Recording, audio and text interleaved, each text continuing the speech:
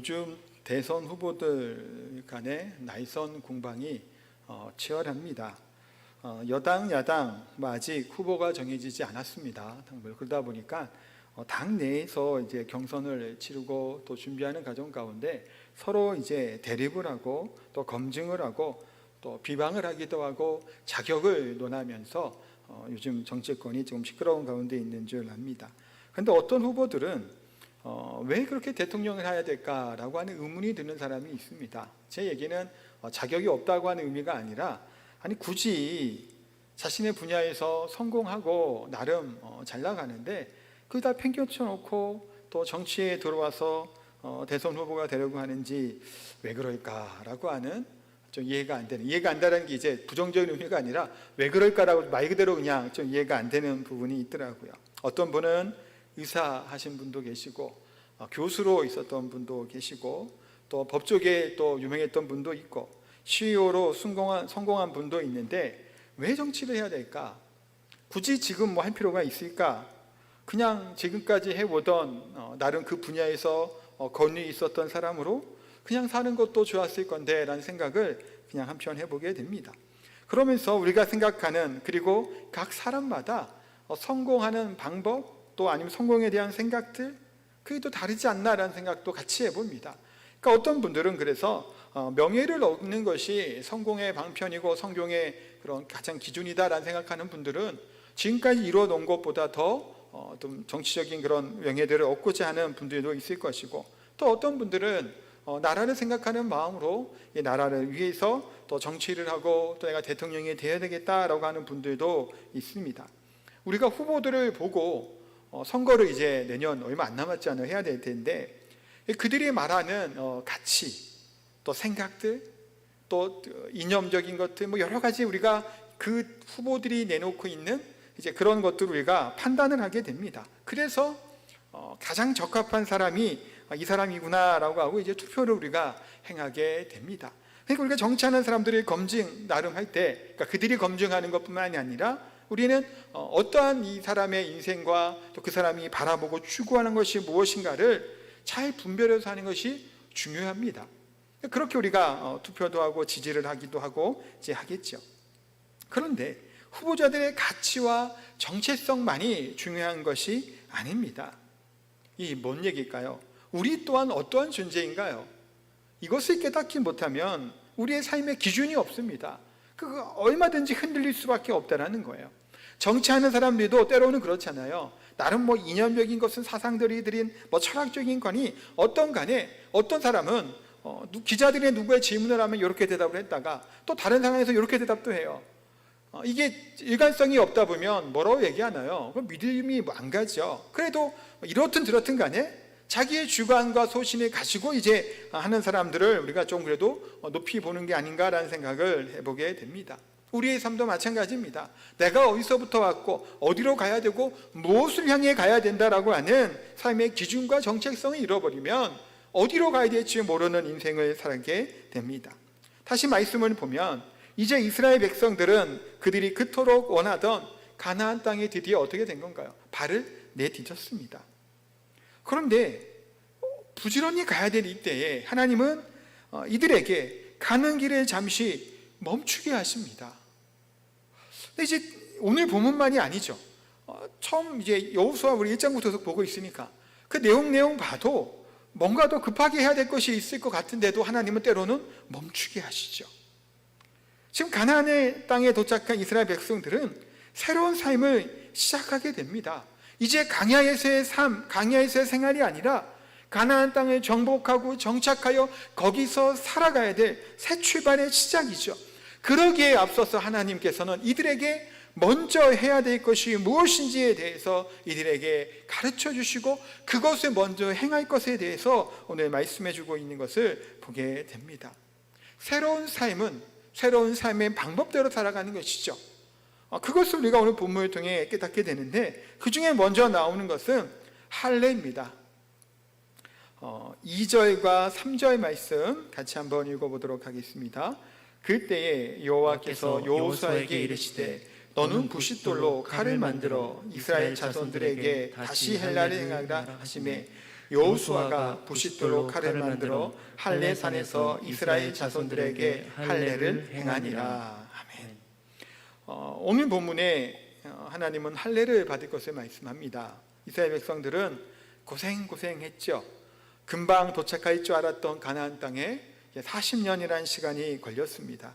그렇게 도착했던 가나안 땅을 앞두고 범람하고 넘쳐 흐르는 요단강을 만나게 됩니다. 이것도 하나님의 은혜와 능력 가운데 건너게 되고, 이스라엘 백성들 입장에서는 이제 어떨까요? 사기가 하늘을 찌를 겁니다. 하나님의 놀라운 이적들을, 또 표식들을, 기적 같은 예들을 보여주셔서 이제 가나안 땅은 우리 손 안에 있겠구나, 얼마나 사기가 충천할까요? 뿐만 아니라 이 이스라엘 백성들은 사기가 충천하고 가나안 땅의 백성들은 어떤가요? 1절에 우리가 읽은 것처럼 마음이 녹았다, 정신을 잃었다 라고 성경은 표현하고 있습니다. 그러니까 요단강을 건너는 이때에 이 소식을 듣고 가나안 땅의 백성들은 충격과 공포에 휩싸이게 됩니다. 지난날에 하나님께서 이스라엘 백성들을 광야에 40년 동안 어떻게 행하셨는지 그것을 듣고 이들은 두려워 떨었죠.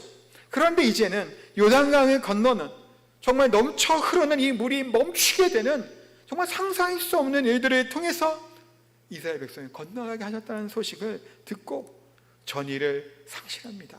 전투하고 싸울 의지를 상실하게 됩니다. 그렇다면 지금이야말로 가나안 땅의 첫 성인 여리고를 공격할 절호의 기회죠. 최고의 기회입니다. 이제 왜 그런가요? 우리 전쟁을 할 때 아군들의 사기가 하늘을 찌르고 적군의 사기가 곤두박질 칠 때 그냥 휩쓸어 가면 되는 거잖아요. 이제 공격하면 되는 겁니다. 최고의 기회임에도 불구하고 지금 해야 할 일은 무엇이냐라고 얘기할 때 진격하고 공격하고 저들을 다 멸하자라고 외치고 여호수아가 앞장서서 칼을 들고 깃발을 들고 외치면 되는 순간이죠. 우리가 일반적으로 그렇게 생각할 만한 상황입니다. 그런데 하나님은 이스라엘 백성들에게 뭘 요구를 하시는 건가요? 먼저 할례를 받으라고 얘기를 합니다. 제가 군대 얘기를 잠깐 했지만 군대에 사기가 올라가는 것, 이 사기가 계속 지속이 될까요? 아니죠. 조금 시간이 지나면 사기가 다시 떨어집니다. 적군이 그런 사기가 바닥을 치게 될 때 적군에 장군도 있고 왕들도 있을 텐데 이들이 사기가 곤두박질 친 것을 내버려 둘까요? 아니겠죠. 다시 사기를 끌어올릴 겁니다. 그러면 때를 놓치게 됩니다. 이 좋은 기회를 놓치는 상황이 됩니다. 기세를 탔을 때 몰아쳐야 되는데 하나님은 할례를 받을 것에 대해서 말씀합니다. 그럼 할례가 뭘까요? 먼저 이 할례에 대해서 한번 보겠습니다. 할례는 첫 번째 이겁니다. 하나님의 백성됨의 표징이에요. 지금 할례를 통해서 이스라엘 백성들에게 나는 하나님의 백성이라고 하는 가치관, 세계관, 자의식 그런 것들을 갖게 하는 겁니다. 그러니까 할례가 언제 제정된 건가요? 하나님의 아브라함을 부르시고 아브라함의 그런 삶을 돌보시다가 창세기 17장 9절부터 11절에 보면 아브라함에게 하셨던 말씀이 나오죠. 이거 같이 한번 읽도록 하겠습니다. 하나님이 또 아브라함에게 이르시되 그런즉 너는 내 언약을 지키고 내 후손도 대대로 지키라. 너희 중 남자는 다 할례를 받으라. 이것이 나와 너희와 너희 후손 사이에 지킬 내 언약이니라. 너희는 포피를 베어라. 이것이 나와 너희 사이의 언약의 표징이니라. 아멘. 뭐라고요? 할례가 언약의 표징이다 라고 분명히 말씀합니다. 당시 이스라엘 백성들은 할례를 통해서 하나님의 백성과 이방인, 하나님의 백성이 아닌 사람들을 구분하고 구별하는 것이 바로 할례였지요. 물론 당시 고대 근동에는 할례를 받는 문화가 당시에 많았다고 합니다. 근데 단순히 할례는 그냥 다른 건강상의 여러 이유로 하는 것이 아니죠. 하나님의 백성이라고 하는 표징으로 이들은 받게 됐던 겁니다. 이 표식을 통해서 하나님의 백성이라는 의식을 갖는 거예요. 나는 이런 존재다라고 하는 정체성을 갖게 되는 겁니다. 물론 그 표시가 하나님의 백성을 만드는 것은 아니죠. 할례를 받았다고 할례가 하나님의 백성이다라고 할 수 있는 것은 아니에요. 이것은 드러나는 표징일 뿐이에요. 그들은 이미 하나님의 백성으로 태어났습니다. 그러나 그들이 이 할례를 통해서 나는 이제 뭐 하는 거야? 하나님의 백성이고 그러기에 거룩하게 내가 이 땅에서 살아가야 될 것이다 라고 하는 그 삶의 방향과 목표와 가치관들을 갖게 하는 것이 할례의 의식이라고 볼 수 있습니다. 또 하나는 하나님은 이를 통해서 하나님을 온전하게 신뢰하기를 원하셨던 겁니다. 자, 할례가 처음에 아브라함 때 생긴 게 할례잖아요. 그때가 언젠가요? 아브라함이 별별 수를 다 동원해도 사라를 통해서 자녀를 낳지 못하던 때입니다. 할례가 어디를 이제 베는 건가요? 남자의 성기죠. 끝을 베어내는 거예요. 성기를 통해서 뭐 하는 거예요? 자손이 번창하는 거죠. 그것을 잘라내라는 겁니다. 그 얘기는 더 이상 뭔가요?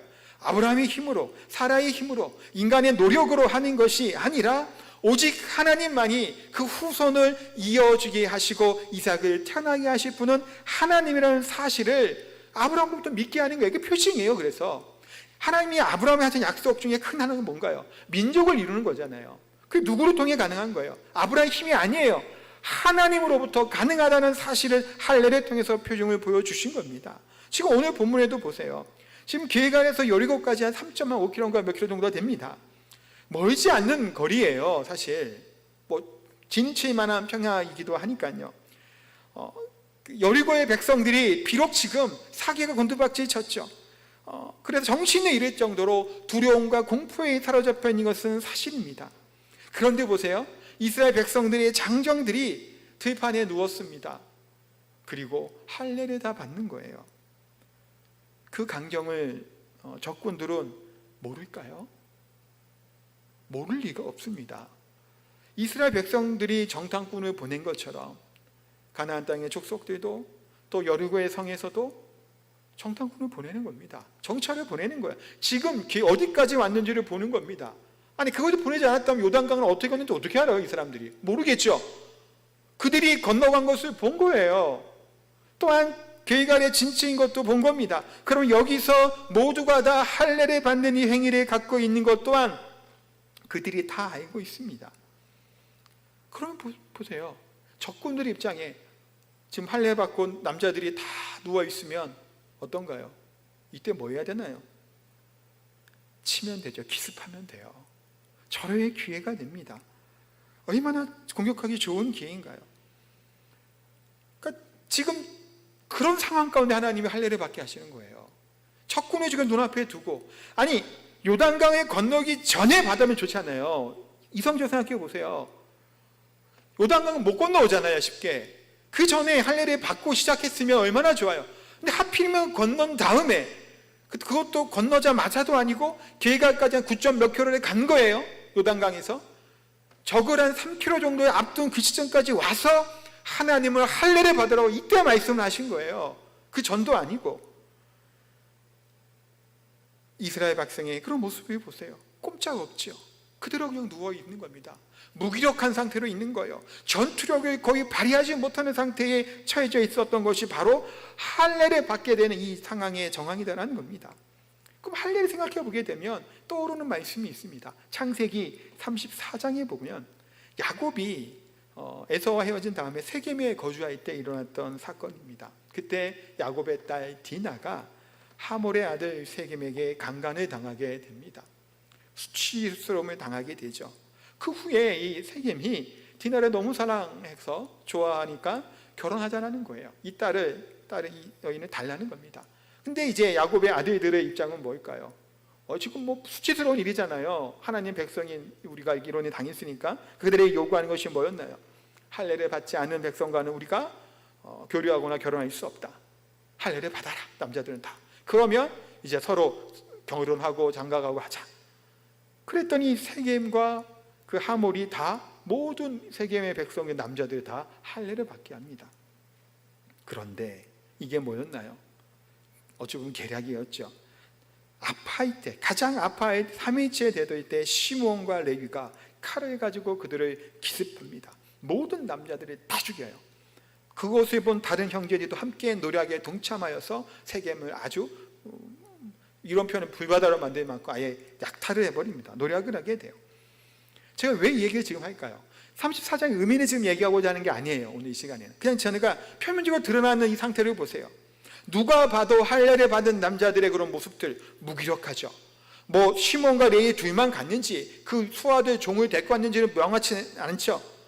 성경에는 2명이라고 나와 있으나 뭐 더 갈 수도 있었으니까. 근데 중요한 것은 뭘까요? 적은 이 숫자에 무기력하게 다 몰살을 당했다는 것이 그 내용이에요. 얼만큼 이 할례라고 하는 것이 전쟁을 수행할 수 없게 만든 겁니다. 그런데 좀 보세요. 그런 신체적인 무기력함을 갖게 하는 할례를 지금 하나님은 받으라고 하시는 겁니다. 이 중요한 상황 가운데 이제 요단을 건너고 여리고의 점령을 앞둔 이 때에 할례를 받으라. 하나님은 이들에게 뭘 요구하시는 건가요? 이제부터 전적으로 하나님을, 나를 의지해라. 나만 바라보라고 말씀하는 거예요. 너희들이 전투력이 떨어지게 되고 전쟁을 수행할 수 없게 되는 것이 중요한 것이 아니라 하나님의 백성다운 하나님만이 바라보는 민족이 될 것에 대해서 하나님은 말씀하고 있습니다. 때로는 우리가 어떤가? 그런 교훈을 알잖아요. 하나님을 의지해야 된다고 얘기함에도 불구하고 우리는 때로는 하나님보다 내 마음대로 생각을 합니다. 내 중심적으로 생각을 할 때가 너무나 많습니다. 하나님의 법이 아닌 세상의 방법들로 우리가 그걸 쫓아갈 때가 많죠. 그것이 우리들의 연약한 모습이에요. 그러다가 결국은 어떤가요? 좌절과 고통을 겪을 때도 얼마나 많은지 모릅니다. 야곱의 인생을 아실 겁니다. 야곱이 바로 앞에 나아가서 얘기할 때 뭔가요? 험난한 나그네 인생이라고 얘기를 합니다. 고난의 인생을 이야기를 합니다. 그와 같은 인생이 어떤가요? 우리들의 인생이죠. 야곱은 자기 꾀대로 삶을 살았던 사람의 좀 대명사 같은 사람이죠. 우리의 삶 또한 마찬가지 이런 것을 보게 됩니다. 하나님은 지금 하나님이 가나안 땅을 정복하고 새로운 백성의 모습으로 새로운 땅을 살아갈 이들에게 멈추고 여기서 할례를 받을 것을, 그 자리에 멈춰 누워 무함무양 상태로 할례를 받고 하나님의 백성됨을, 하나님의 언약의 표징을 먼저 행할 것을 하나님은 말씀하고 있습니다. 이것을 통해 우리가 하나님을 떠나서는 아무것도 할 수 없고 온전히 하나님을 의지해야 됨을 우리가 깨닫게 됩니다. 할례될 의미는 이따 6월절 얘기가 조금 더 설명을 드릴게요. 요즘 코로나로 인해 불안한 가운데 있습니다. 지난 한 주간 긴장하는 가운데 사실 우리 성도들 한 주간 보낸 줄 압니다. 저도 지난 수요일 날 코로나 검사도 하고 또 음성이 나왔습니다. 염려하는 분들도 많았을 겁니다. 이런 위기의 순간, 두려움의 순간, 이것이 비단 이때만일까요? 그렇지 않을 겁니다. 언제든지 다시 이와 같은 일들이 우리 가운데 생길 수 있습니다. 어느 교회나 어느 단체나 이제는 코로나로부터 어떤가요? 자유롭지 못합니다. 뭐 누구나 본의 아니게 걸릴 수 있죠. 또 그 걸린 사람과 접촉할 수도 있습니다. 또한 앞으로는 위드 코로나 시대가 온다고 얘기를 하죠. 그러다 보면 어떤 식으로 위드 코로나 가게 될지는 모르겠지만 언제든지 우리가 이런 어려움 가운데, 두려움 가운데 노출될 수 있다는 겁니다. 그러나 우리의 믿음의 사람들은 이 세상의 이런 흉흉한 소식들, 또 어려움 얘기들이 아무리 들려올지라도 우리들의 마음은 쉽게 흔들리지 않은 겁니다. 왜냐하면 우리의 마음속에는 천지를 창조하신 전능하신 우리 하나님이 우리와 함께 하시고 너는 내 백성이라고 언약을 맺어주시는 하나님의 백성이기 때문입니다. 하나님이 우리를 보호하고 인도하시기 때문에 우리는 말씀을 굳건히 붙잡고 의지하는 사람이기에 아무리 우리를 흔들어 놓고 우리를 힘든 얘기들을 할지라도 요동치 않는 사람들이 누구나라는 거예요. 우리 하나님의 백성인 줄 믿습니다. 로마서 15장 13절에 이렇게 말씀하고 있습니다. 같이 읽겠습니다. 소망의 하나님이 모든 기쁨과 평강을 믿음 안에서 너희에게 충만하게 하사 성령의 능력으로 소망이 넘치게 하시기를 원하노라. 아멘. 믿음의 사람은 어떠한 어려움이 있고 아픔이 있고 힘듦이 있을지라도 소망을 잃어버리지 않는 자들인 줄 믿습니다. 로마서 말씀처럼 하나님의 사람은 어떤가요? 기쁨과 평강을 누릴 수 있음에 대해서 분명하게 말씀합니다. 우리가 젖먹이 아이, 젖된 아기들 같은 경우 어떤가요? 아무리 조금 어려운 일이 있고 막 좀 바람이 불고 힘든 일이 있어도 엄마 품에 있는 아이는 바깥에 드러나 있는 어려움과 위험이 두렵지 않아요. 높은 곳에 올라가도 위험한 곳을 걸어갈지라도 엄마 품에 있는 아이가 그 얼마나 평안함과 안식을 누리나요? 엄마의 목소리를 듣고 안심을 하죠. 아가야 괜찮다고 얘기하면 안심을 합니다. 그 목소리에 평안함을 누리는 겁니다. 오늘 우리에게도 이런 젖된 아이와 같은, 또 젖먹이 아이와 같은 순전한 믿음을 갖는 우리 성도들이 되기를 소망합니다. 하나님 안에 거하고 하나님을 바라보게 될 때, 전적으로 하나님을 의지하게 될 때 누릴 수 있는 참된 평안과 기쁨인 줄 믿습니다. 두 번째로 이들에게 하나님이 요구하시는 것은 유월절을 지킬 것에 대해서 말씀하고 있습니다. 10절 말씀 같이 읽도록 하겠습니다. 또 이스라엘 자손들이 길갈에 진쳤고 그달 식사의 저녁에는 여리고 평지에서 유월절을 지켰으며. 자, 여기 유월절을 지켰다라고 하는 말씀이 나옵니다. 유월절이 뭔가요? 하나님 백성됨, 또 인도하심, 또 구원해 주심, 뭐 그런 의미들을 가지고 있죠. 감격과 감사가 일어나는 사건입니다. 이스라엘 백성들은 출애굽을 할 때 첫 번째 유월절을 지킵니다. 그리고 이제 출애굽을 하죠. 그러나 강야 기간 가운데 이들은 어땠나요? 하나님을 배역했죠. 반역했습니다. 거역했다라는 거예요. 그래서 이들은 하나님의 언약을 파괴합니다. 그게 큰 사건이 뭔가요? 가데스 바네아 사건이에요. 12명의 정탐꾼을 보냈을 때 10명의 정탐꾼이 하나님을 불신하는 보고를 하고 온 백성이 들고 일어나서 하나님을 거역합니다. 일방적으로 백성들이 하나님의 언약을 파괴해버린 거예요. 그래서 이들은 어떻게 된 거예요? 38년 동안 광야에서 방향하다가 다 죽었습니다. 이 후손들은 어떻게 됐나요? 지금 이들이 그 후손들이에요. 불순종의 자녀로서 자신 부모들이 지었던 이 죄의 짐을 지고 광야에 38년은 이들이 살던 겁니다. 그 부모의 짐을 지고. 그러다가 이제 할례를 받고 유월절을 지키며 하나님의 백성됨을 다시금 갱신하고 다시 언약을 기억하는 거예요. 성경에 보면 유월절을 지켰다고 하는 얘기가 많이 나와 있지 않습니다. 출애굽할 때 또 중간에 또 한번 시내산에서 한번 하고 그 다음에는 나오지 않아요. 그래서 학자들은 유월절을 지키지 않았다고 얘기를 합니다. 왜 지키지 않았을까요? 할례를 받지 못했기 때문이에요. 왜 할례를 받지 못했을까요? 노중이라고 얘기는 하지만 이게 장소가 없어서 그런가요? 지금도 평야예요.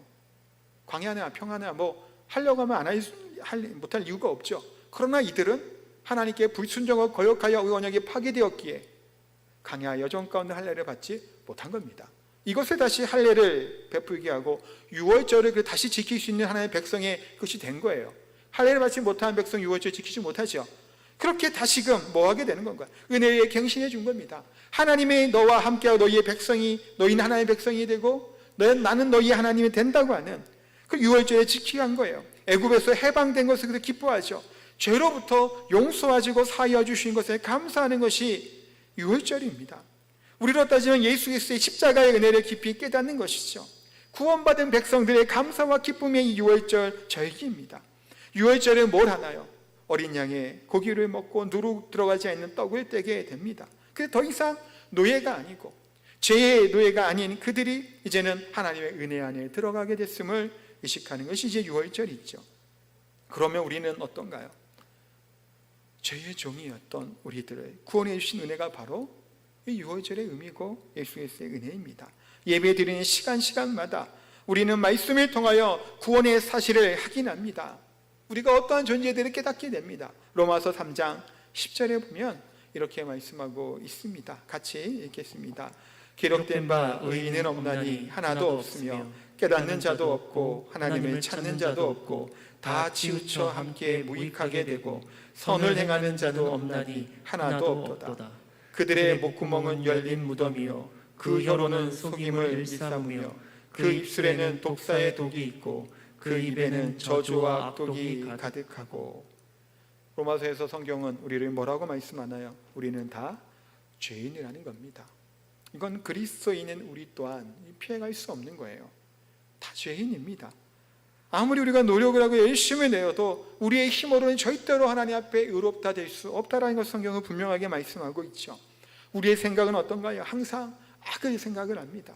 우리의 목구멍은 열린 무덤이라고 말씀합니다. 독사의 독이 우리 입에서 나온다라고 성경은 분명하게 말씀합니다.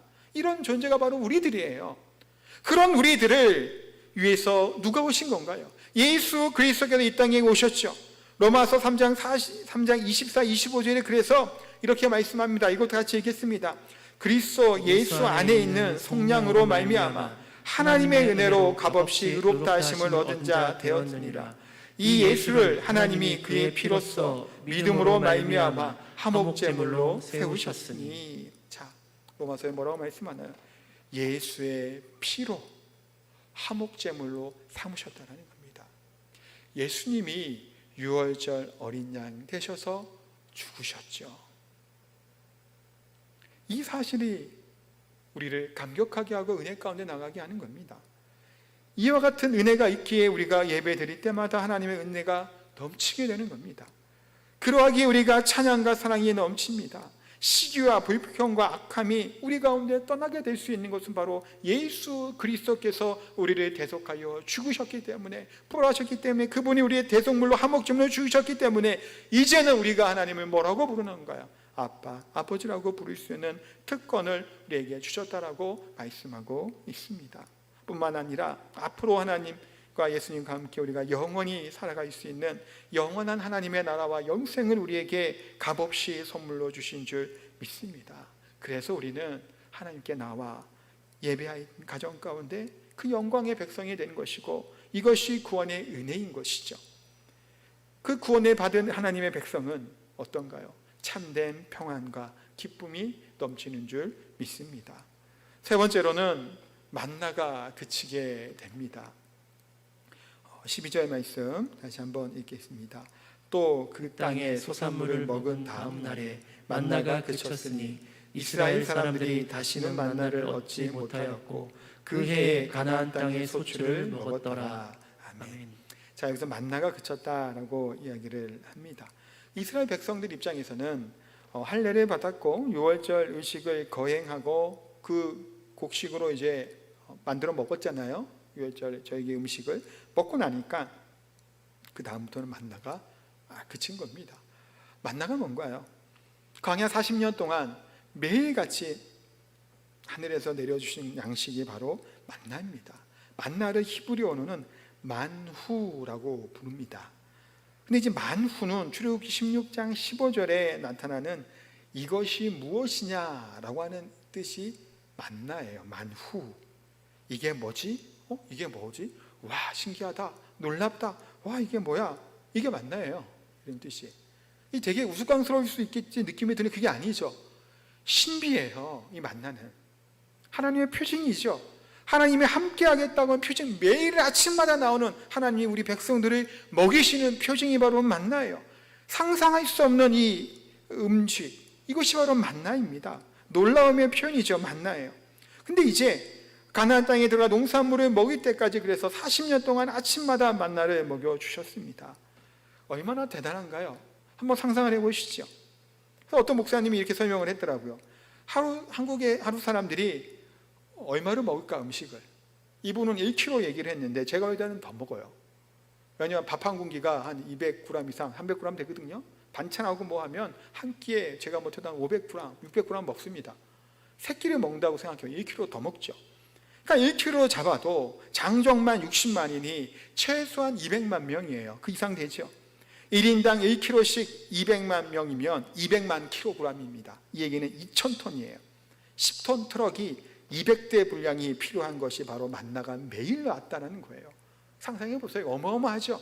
그 많은 숫자를 매일매일 그렇게 배 터지게 먹을 만큼 하나님이 충분하게 쏟아주어 부어주신 거예요. 얼마나 대단한 거예요. 그게 40년 동안이에요. 그것도 상상할 수 없는 일이죠. 그런 일들을 하나님께서 이들을 보내주신 거예요. 매일매일 아침마다. 그런데 가나안 땅에 들어선 다음 그 만나가 그친 거예요. 근데 만나를 통해 뭘 알게 되는 건가요? 하나님이 우리에게 주시는구나 라는 것을 알게 됐겠죠. 더 이상 만나가 없습니다. 그러면 이들은 이제 굶주려야 될까요? 배고파야 될까요? 아니에요. 하나님은 이제는 땀을 흘리고 수고하고 자기 먹을 양식을 거둘 때라는 겁니다. 더 이상 광야의 생활처럼 하나님이 주시는 만나만을 먹을 것이 아니라 가나안 땅을 정복하고 정착하여서 거기서 수확되는 것들을 먹으라는 거예요. 이것도 조금 더 넓게 생각을 하면 하나님이 주시는 은혜만을 받아 먹을 생각만 하는 것이 아니라 이제는 우리가 뭐 해야 되는 건가요? 봉사도 하는 겁니다. 헌신도 하는 거예요. 우리 삶을 통해서 열매를 맺는 삶을 이때 살기도 하는 거예요. 더 이상 어린아이와 같이 떠주는 대로 먹는 인생이 아닌 것이죠. 딱 물려 먹으라는 겁니다. 추수해서 먹을 것에 대해서 말씀하고 있습니다. 만나가 그쳤어요. 네, 만나가 그쳤단 말이에요. 그렇다면 다시 생각해 보면 만나가 그쳤을 때 우리 인생의 만나가 그칠 수 있다는 겁니다. 하나님께서 우리의 일상을 멈추게 하실 수 있어요. 틀어주실 수도 있습니다. 매일매일 하나님 함께하는 것처럼 느꼈던 그것이 때로는 하나님 함께하지 않은 것처럼 느껴질 때가 있죠. 그럴 때 우리가 의심하지는 말아야 됩니다. 말씀을 불신하지 말으시기 바랍니다. 불안해하지 마시기 바랍니다. 우리의 삶에 때로는 만나가 그쳐도 어려움이 닥칠 수 있죠. 그러나 우리가 낙심하지 않아야 될 것은 무엇일까요? 하나님이 우리를 예비하고 준비하셨다는 겁니다. 우리 인생의 삶 가운데 사업이 멈출 수 있어요. 직장에 문제가 생길 수 있습니다. 가정에 힘든 일이 생길 수 있죠. 그러면 본문을 통해서 예비해 주시고 알려주신 것이 무엇인가요? 왜 만나를 그치게 하셨나요? 왜 안 주시나요? 그 땅의 소산물을 먹으라기, 그것을 준비해 놓으셨기 때문입니다. 만나가 그칠 때 이제는 어떻게 하나 근심하지 말고 우리 인생의 만나가 그칠 때 하나님이 나를 어떻게 인도하실지 그것을 경험할 좋은 기회로 삼으시기 바랍니다. 사랑하는 성도 여러분, 분명한 것은 만나가 그치던 날 하나님은 이 소산물을 준비하시고 예비하셨다는 겁니다. 처음 가나안 땅에 들어갈 때 그게 언제였나요? 곡식을 거둘 때, 추수할 때였습니다. 근데 그때가 하필이면 어떤 때인가요? 요단강에 물이 넘칠 때예요. 건너기 힘들 때예요. 그럼 이런 생각을 하잖아요. 왜 하필 이럴 때나 우리를 요단강을 건너게 하시냐고. 물 좀 없을 때 하시지. 힘들게 요단이 넘쳐 우리는 두렵고 떨리잖아요. 우리 인생에 요단이 또한 있습니다. 이렇게. 그런데 하나님은 이때 건너게 하신 거예요. 그런데 보세요. 추수에 풍성한 곡식을 준비하셨기에 이때 건너게 하신 거예요. 우리 앞에 있는 장애물과 같은 요단을 건너게 하시고 그때의 또한 추수기에 이기 때문에 만나를 멈추신 겁니다. 내 생각이, 내 판단이 하나님의 뜻과 때로는 다른 거예요. 내 생각에는 지금이 절호의 때고 절호의 기회죠. 그것이 하나님의 때가 아닐 수 있어요. 아닌 것 같은 이때에 하나님이 우리를 이때를 이끌어내실 수도 있습니다. 그런데 의심하지 말아야 될 것은 무엇인가요? 하나님은 우리의 인생에 정확한 타이밍 가운데 기가 막히게 우리를 인도하시는 하나님의 힘을 믿으시기 바랍니다. 추수 때가 아니었다면 넘치거리는 요단 물도 없었지요. 요단을 건너지도 않았을 겁니다. 그 놀라운 하나님의 표징과 기적 같은 일을 경험하지 못했을 겁니다. 그랬다면 만나가 그치고 그 땅에 추수할 것을 먹을 일도 없어요. 그러나 하나님은 가장 좋은 때에 이들을 이때 추수 때 곡식을 거둘 때 인도하셨고 하나님의 놀라운 이적 가운데 요단을 건너게 하시고 또 할례와 유월절을 통해 하나님을 바라보게 하시고 만나를 그치게 하였으나 그때에 이미 농사를 짓지 않아도 풍성하게 먹을 수 있는 곡식이 있는 추수 때에 가나안 땅에 들어가게 하셨다라는 겁니다. 하나님은 정확하게 인도하시는 하나님이십니다. 사랑하는 성도 여러분, 만나가 그칠 때, 우리 인생의 만나가 그칠 때 하나님께서 새로운 은혜를 베풀어 주시고 체험해 주실 좋은 기회로 믿고 승리한 우리의 삶을 살게 되기를 소망합니다. 왜냐하면 하나님은 우리를 돌보시죠. 끝까지 인도하시는 분이십니다. 변함없는 사랑으로 우리를 함께 하시고 지키시는 분이 우리 하나님이십니다. 세상은 변하고 온 천지가 변한다고 할지라도 영원히 변하지 않는 것 한 가지가 있다면 바로 하나님의 사랑입니다. 우리 이 세상을 살다가 때로는 낙심하고 우리는 변하기도 하고 쓰러지기도 합니다. 그러나 예수님의 사랑이 있고 하나님의 사랑이 있기에 우리는 변함없는 사랑 가운데 염려하거나 실망하거나 낙심하는 존재가 아니라 감사하는 삶을 사는 존재들인 줄 믿습니다. 혹시 우리 삶에 만나가 그쳐도, 그러니까 우리 일상이 잠시 멈추더라도 아니면 기적 같은 방법이 없을지라도 하나님은 또 다른 방법으로, 어쩌면 일상적인 방법으로, 일반적인 방법으로 가나안 땅을 통해 이들에게 주신 것처럼 우리들에게 충분히 예비하고 준비해 주실 줄 믿습니다. 마지막으로 13절부터 15절에 봤던 내용을 잠깐 보도록 하겠습니다. 읽지는 않을게요. 전쟁을 수행하기 위해 여호수아는 이제 전진해 갑니다. 이때 누구를 만나게 되나요? 여호와의 군대 대장을 만나게 됩니다. 뭘 의미하는 걸까요? 이제 여리고성과 앞으로에 있는 모든 전쟁을 누가 수행하신다는 건가요? 하나님이 하나님의 천사를 보내, 군대의 대장을 보내 전쟁을 돕고 전쟁을 이기게 수행하게 하시겠다라고 말씀해 주는 겁니다. 만나고 이런 모든 그런 가장 가운데 여호수아가 이제 뭐 하는 건가요? 긴장되며 갔겠죠. 이제 여리고를 어떻게 점령할 것인가 고민도 됐을 겁니다. 이때 하나님이 군대 대장을 보내주신 거예요. 이거 정말 큰 위로가 되고 힘이 될까요? 만나가 그치지 않은 것이, 하나님이 함께하지 않은 것이 아닌 거잖아요. 이제 군대 대장을 보내주심으로 여전히 하나님은 만나가 이 땅에 없어도 매일매일 이것이 없을지라도 하나님의 사람을 보내주시고 군대 대장을 통해서 승리하게 하심을 보여주심을 보게 되고 깨닫게 해주시고 알려주시는 사건입니다. 말씀을 정리합니다. 우리도 오늘 본문을 통해서 우리가 깨닫게 된 것이 무엇인가요? 우리가 하나님의 백성됨을 회복해야 됩니다. 정체성을 가질 수 있어야 돼요. 그래서 하나님만을 바라보고 하나님께 순종하는 자가 되어야 될 줄 믿습니다. 혹은 이 순종의 방법이 내 생각과 판단과 또 내 계획과는 전혀 다른 것이 혹시 있을지라도, 이해하지 못할지라도 요단을 건너게 하셨던 우리 하나님께서 만나를 그치게 하셨으나 그러나 곡식을 예비하시고 군대 대장을 통해 하나님이 함께 하심을 보여주심처럼 이 또한 믿음으로 살아가는 저 성도님 되시기를 예수님의 이름으로 축복하고 기도합니다. 우리 은혜 아니면이라는 찬양을 할 건데 가사를 한번 좀 묵상하고 찬양했으면 좋겠습니다. 이렇게 가사가 시작되죠. 은혜 아니면 살아갈 수 없네. 호흡마저도 다 주의 것이니 세상 평안과 위로 내게 없어도 예수, 오직 예수뿐이네. 크신 계획 다 볼 수도 없고 작은 고난에 지쳐도 주께 묶인 나의 모든 삶 버티고 견디게 하시네. 은혜 아니면 살아갈 수가 없네. 나의 모든 것 다 주께 맡기니 참된 평안과 위로 내게 주신 주 예수, 오직 예수뿐이네. 이 찬양의 가사를 마음 깊숙이 고백했으면 좋겠습니다. 우리의 계획과 우리의 생각과는 다를 수 있죠.